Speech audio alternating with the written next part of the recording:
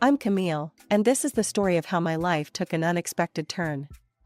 It all started when I was just a bright-eyed college student, full of dreams and ambitions.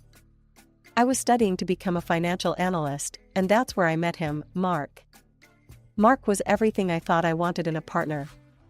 Smart, charming, and as ambitious as I was.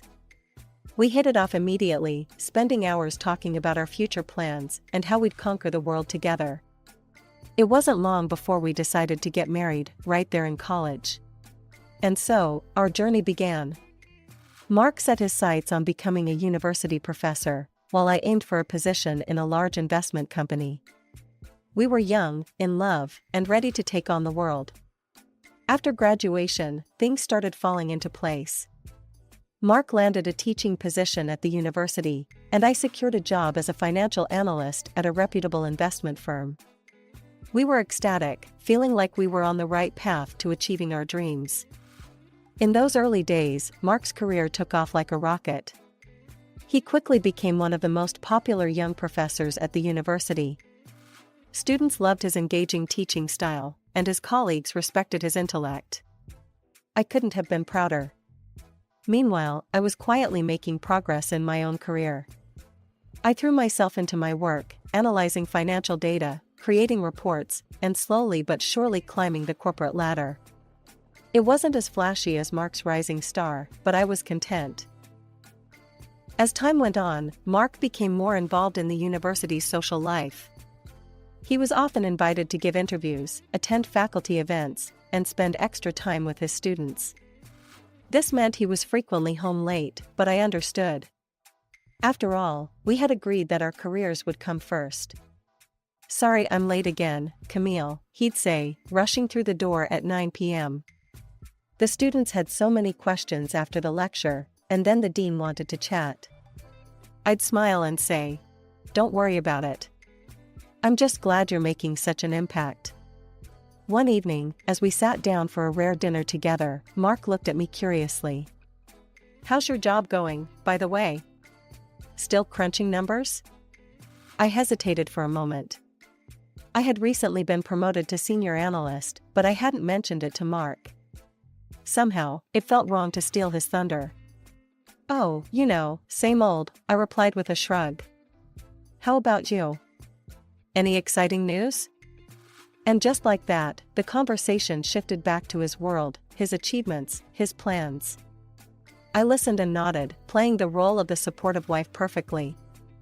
But deep down, a small voice whispered that something wasn't quite right. As the years rolled by, my career at the investment company began to take off. It wasn't an easy journey. Late nights, endless spreadsheets, and high-pressure meetings became my norm. But I loved every minute of it. One evening, I came home buzzing with excitement. "Mark, you won't believe it. I've been promoted to head of finance." Mark looked up from his laptop, his expression unreadable. "That's nice, honey. More responsibility, I suppose?" I felt my smile falter. "Well, yes. And a significant pay raise too." He nodded absently. "That's good. Hey, did I tell you about the paper I'm publishing next month?" And just like that, the conversation shifted back to his world. I pushed down my disappointment and listened attentively as he went on about his latest academic achievements. As time went on, I noticed a shift in our dynamic. My income had begun to surpass Mark's, and it seemed to bother him more than I expected. One night, after a few drinks, he brought it up. "Camille, I've been thinking. I need to find ways to earn more," he said, his voice tinged with frustration. "It's not right that you're making more than me." I was taken aback. "Mark, what are you talking about? It's our money, our family budget. It doesn't matter who earns what." He scoffed. "Easy for you to say. You're not the one feeling inadequate." His words stung. I tried to reassure him, to make him understand that his worth wasn't tied to his paycheck, but it felt like talking to a brick wall. Meanwhile, our financial situation was improving rapidly. We bought a beautiful house, 2 cars, and even invested in some apartments. Our bank accounts were growing, and from the outside, we looked like the perfect power couple. But behind closed doors, things were far from perfect. Mark's jealousy of my achievements grew, casting a shadow over our relationship. He began to drink more, often coming home late smelling of alcohol. One night, he stumbled in, his eyes bloodshot. "Guess what, Camille? They picked some middle-aged woman for the dean position instead of me. That woman must be sleeping with the rector. It's the only explanation." I was shocked by his assumption. "Mark, that's a terrible thing to say. Maybe she was just more qualified?" He turned on me, his eyes flashing with anger. "What, you think I'm dumber than her? Is that it?" "Of course not," I backpedaled. "You're the smartest person I know." He laughed bitterly.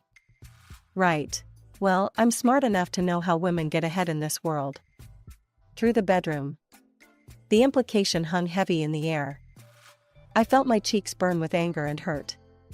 "Is that what you think about me too?" But Mark had already turned away, stumbling towards the spare bedroom. "I'm sleeping here tonight," he mumbled, slamming the door behind him. I stood there in the hallway, feeling like I'd been slapped. Was this really the man I had married? The brilliant, ambitious partner I thought I knew?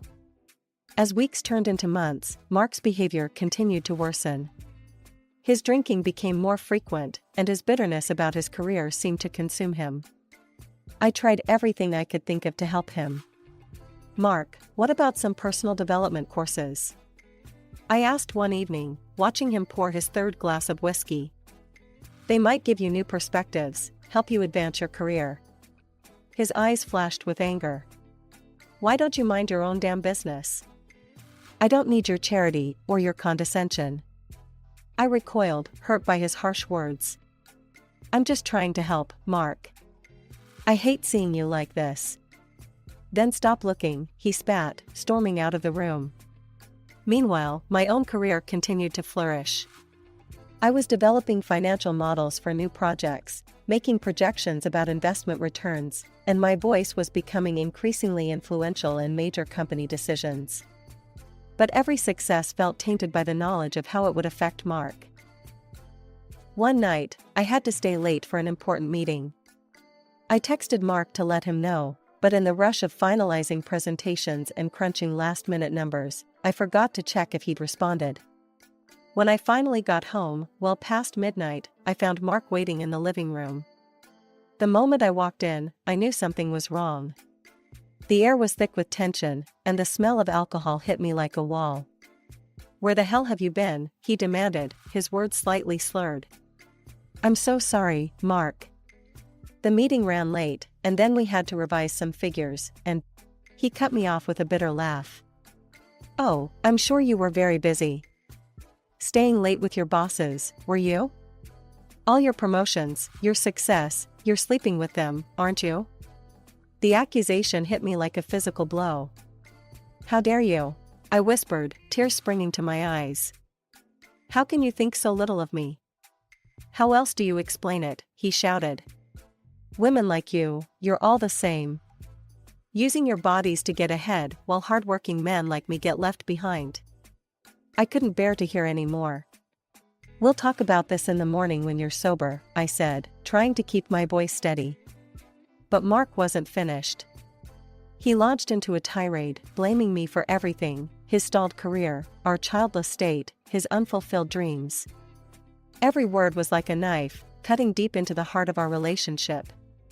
"Maybe we should see a marriage counselor," I suggested weakly, when he finally paused for breath. He laughed humorlessly. "A counselor won't fix this, Camille. I need to be alone. I can't stand the sight of you right now." With that, he grabbed his keys and stormed out, leaving me alone in the echoing silence of our home. I didn't sleep that night. I called Mark repeatedly, but he never picked up. When morning came, I dragged myself to work, feeling like a shell of myself. I was distracted all day, my mind replaying Mark's cruel words over and over again. Then, in an ironic twist of fate, my boss called me into his office. "Camille," he said, smiling broadly, "I have some exciting news. We want you to represent the company at the International Investment Forum in Paris next month. It's a huge opportunity. I arrived home that evening with a mix of anticipation and dread. The house was quiet as I entered, and for a moment, I wondered if Mark was even home. Then I heard the clink of a glass from the living room. Taking a deep breath, I stepped in. Mark was there, nursing what looked like his usual whiskey. "Mark," I began cautiously. "Something happened at work today. I've been invited to represent our company at the International Investment Forum in Paris next month." I watched his face carefully, hoping to see a hint of pride or happiness for me. Instead, his expression hardened. "Paris? And you're going, I suppose?" "Well, yes. It's a huge opportunity for my career, for my future. For our future." He stood up abruptly. "No, this is about you choosing your job over your marriage. Again." "That's not fair," I protested. "You've never had a problem focusing on your career. Why is it different when it's mine?" "Because you're my wife," he shouted. "Your place is here, with me, not halfway across the world schmoozing with businessmen." I couldn't believe what I was hearing. "My place? Are you serious right now?" Mark's face was red with anger. "Dead serious. You need to make a choice, Camille. Right now. It's either me or this trip. You can't have both." I stared at him, shocked by the ultimatum. This man, who I'd supported through every career move, every late night at the university, was now asking me to give up a once-in-a-lifetime opportunity. And for what? To soothe his bruised ego? In that moment, looking at the stranger my husband had become, I made my decision. "I'm going to Paris, Mark." His face contorted with rage. Without a word, he stormed out of the room.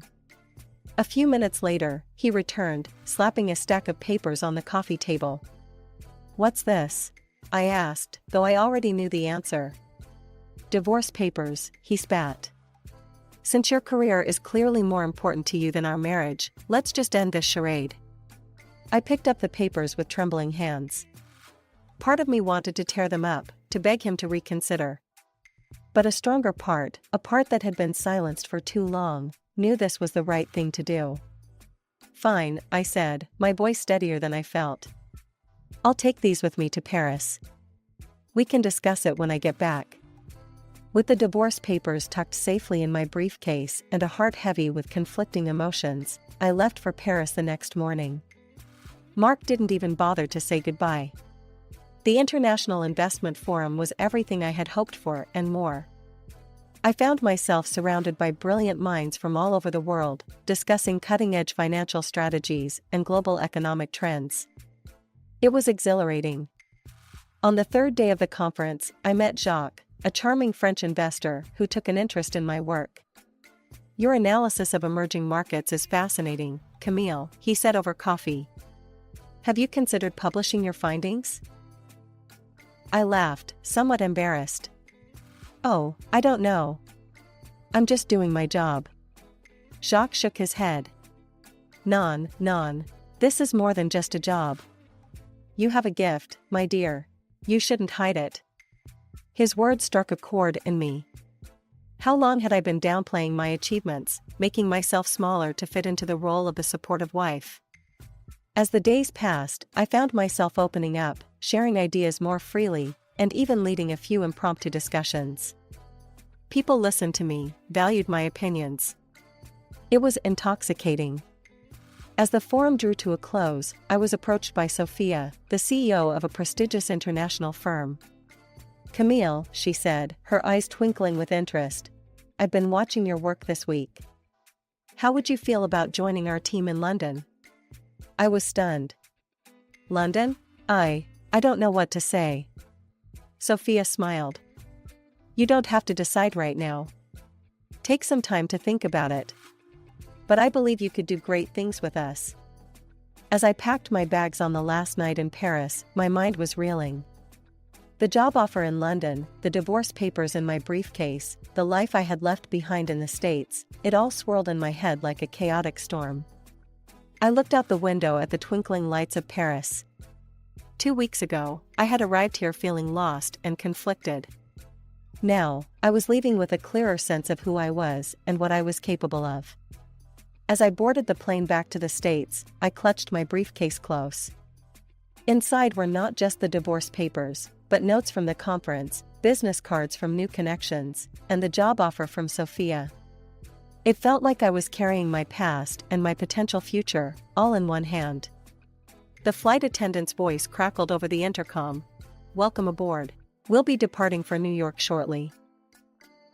The familiar sights of home greeted me as I stepped out of the taxi, but everything felt different.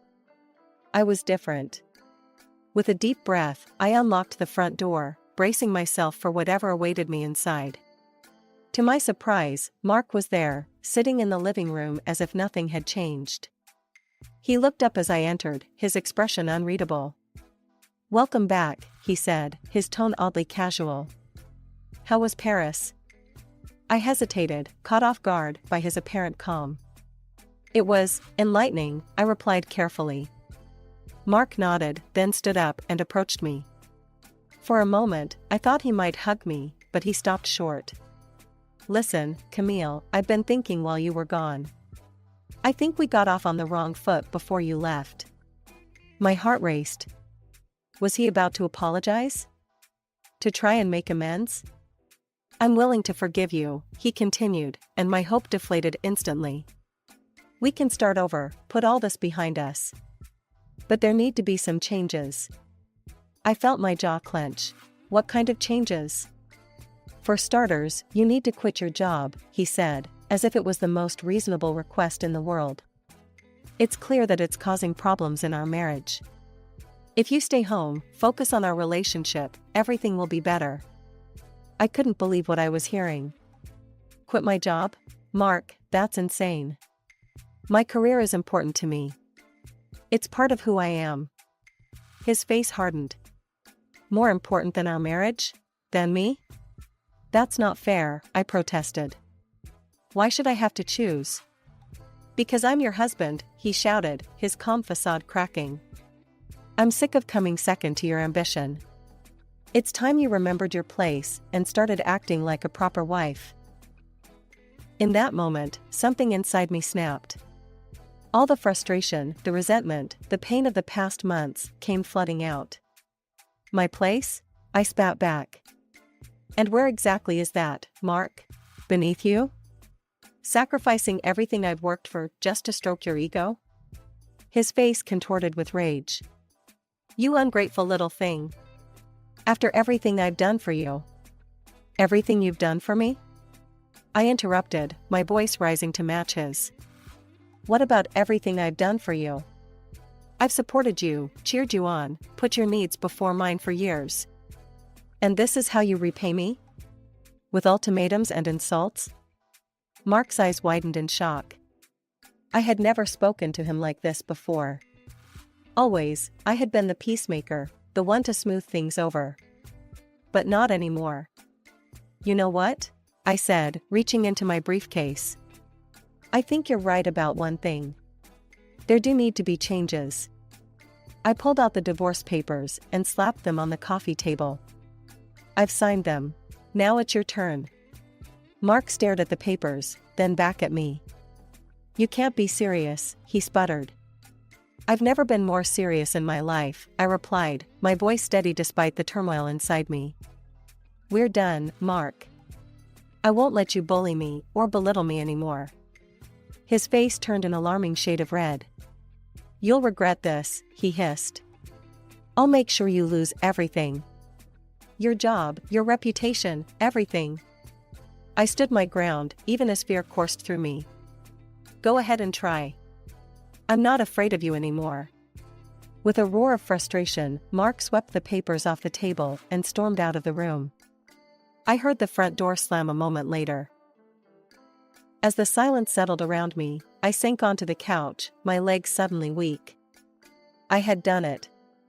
After years of compromising, of making myself smaller, I had finally stood up for myself. But as the adrenaline faded, anxiety crept in. What would Mark do now? How far would he go to make good on his threats? The next morning, I did what I had been mentally prepared for a long time.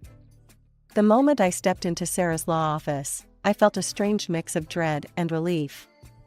Sarah, my longtime friend turned lawyer, greeted me with a concerned smile. "Camille," she said, gesturing for me to sit. "I'm glad you called. Tell me everything." I took a deep breath and began recounting the events of the past few weeks, Mark's ultimatum, his threats, the divorce papers. Sarah listened intently, her brow furrowing deeper with each detail. "And now he's threatening to destroy my career," I finished, my voice barely above a whisper. Sarah leaned forward, her eyes serious. "Camille, given the nature of his threats, I think we need to dig deeper. Have you considered hiring a private investigator to look into Mark's activities?" I couldn't help it, I let out a bitter laugh. "Oh, Sarah," I said, reaching for my bag, "I'm way ahead of you on that one." I pulled out a thick folder and placed it on her desk. "I hired a PI a few months ago. The results, well, they're not pretty." Sarah's eyebrows shot up as she opened the folder. We spent the next hour poring over its contents, and with each page, I watched Sarah's expression shift from shock to disbelief to something akin to triumph. The folder contained a damning collection of evidence against Mark.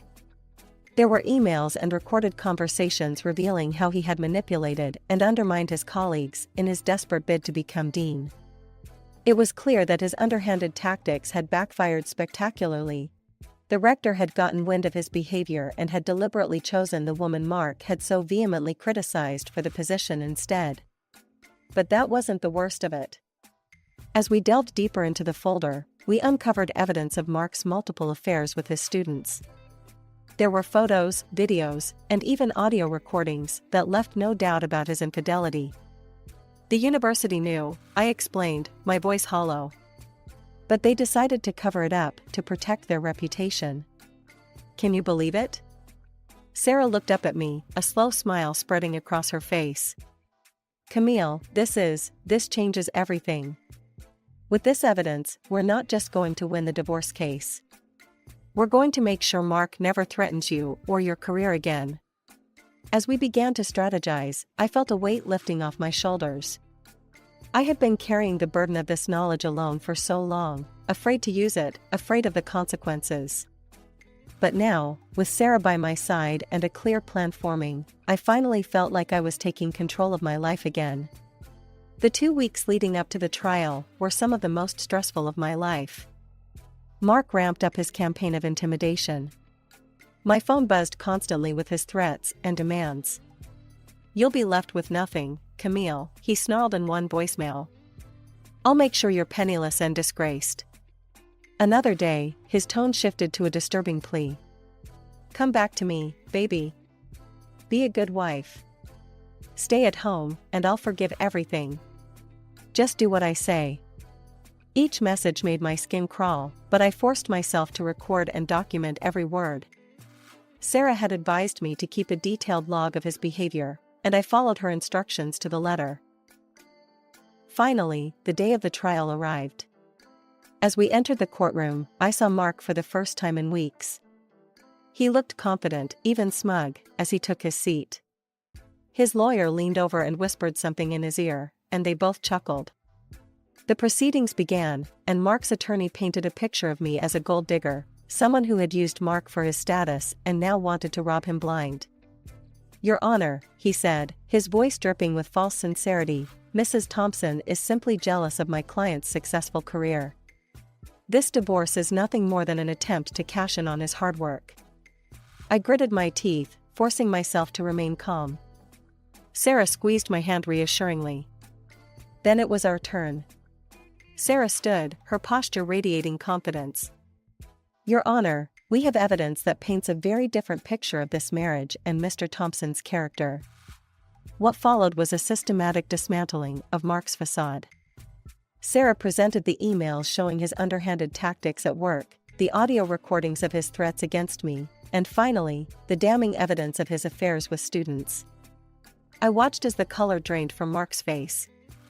He began to tremble, his eyes darting around the courtroom as if searching for an escape route. His lawyer looked shell-shocked, frantically whispering in Mark's ear. The judge's expression grew increasingly stern as she reviewed the evidence. When she finally spoke, her voice was cold with disapproval. "In light of this evidence, I find Mr. Thompson's behavior reprehensible," she declared. "The court rules in favor of Mrs. Thompson. Mr. Thompson will pay financial compensation for his infidelity, and all marital assets will be divided equally." The aftermath of the trial was a whirlwind. News of Mark's affairs spread quickly, and the university was forced to address the scandal. Despite their previous attempts to cover it up, they had no choice but to terminate Mark's contract. His reputation in academia was in tatters. Meanwhile, I threw myself into my work with renewed energy. My boss, impressed by my resilience and professional conduct throughout the ordeal, offered me the position of CFO. One evening, as I was leaving the office, I ran into Sarah. She grinned when she saw me. "Look at you, CFO Thompson. How does it feel?" I smiled back, feeling a warmth in my chest. "It feels right, Sarah. For the first time in a long time, everything feels right." As we walked together, chatting about the future, I felt a profound sense of gratitude. The storm had passed, and I had not only survived but emerged stronger. Whatever challenges lay ahead, I knew I was ready to face them head-on.